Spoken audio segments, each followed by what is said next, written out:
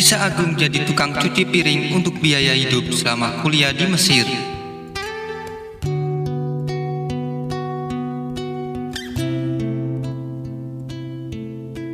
Belajar di Mesir sudah menjadi cita-cita dan impian Agung Haris Fadilah sejak awal ia masuk pesantren Tahfiz Darul Quran. Maka ketika kesempatan belajar di negeri yang dikenal sebagai gudang ilmu datang, Agung tidak menyia-nyiakan meski harus menjadi tukang cuci piring untuk bekal membiayai hidupnya selama di Mesir. Agung adalah alumni angkatan ketiga pesantren Tahfiz Darul Quran. Ia masuk pada tahun 2010 dan mengawali dari program IDAD dan dinyatakan lulus pada tahun 2013. Selama di Darul Quran, Agung sangat mengidolakan ustadz-ustadz lulusan dari Mesir. Sejak masuk ketika ketemu Ustadz Khalid, Ustadz Saiful Bahri, dan beberapa ustadz alumni, mereka keren dalam menyampaikan ilmu yang mereka punya, ujarnya. Bermodal doa dan keyakinan, Agung terus menyalakan cita untuk belajar di Mesir. Tidak hanya berdoa, Agung juga mengerjakan sholat-sholat sunnah seperti sholat hajat, duha, tahajud, dan tasbih dengan harapan Allah akan memudahkan dirinya untuk menimba ilmu di Mesir. Setelah lulus dan mengabdi di Darul Quran, Agung mengikuti tes yang diselenggarakan Kementerian Agama bertempat di UIN Syarif Hidayatullah, Jakarta. Tetapi hasil berkata lain, Agung harus menerima kenyataan bahwa dirinya dinyatakan tidak lulus seleksi. Namun tekad kuatnya memberanikan Agung untuk meminta bantuan dari ustadz-ustadz agar dapat memberangkatkan dirinya untuk menimba ilmu di Mesir. Alhamdulillah, salah satu ustadz Darul Quran ada yang dapat membantunya. Awal tiba di Mesir, Agung merasa sangat senang dan bahagia. Mimpinya kini menjadi nyata. 2 bulan pertama Agung masih dapat menjalani kehidupan dengan layak. Ia masih punya uang bekal dari Indonesia.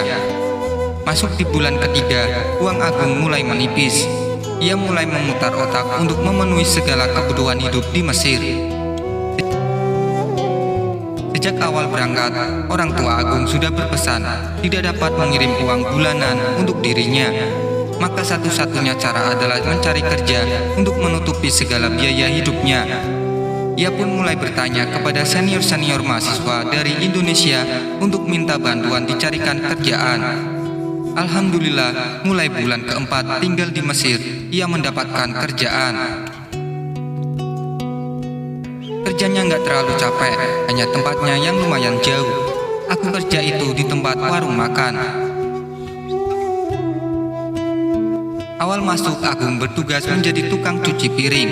Namun perlahan-lahan mulai menjadi pembuat minuman sampai pada akhirnya menjadi tukang masak. Saat itu pikiran Agung sudah mulai terbelah antara fokus belajar dengan bekerja sebagai upaya untuk bertahan hidup.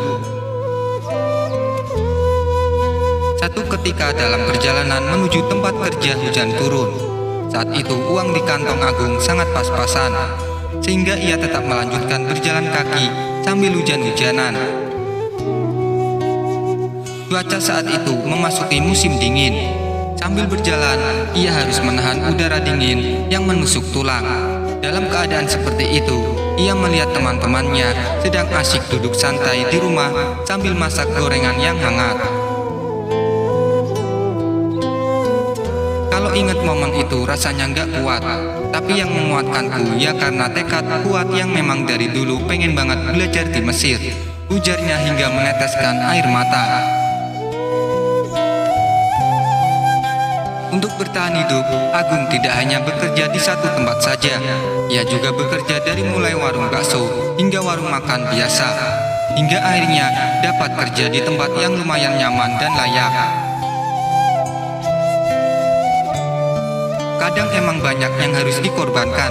Ketika sibuk bekerja, pasti ada sebagian pelajaranku yang tertinggal.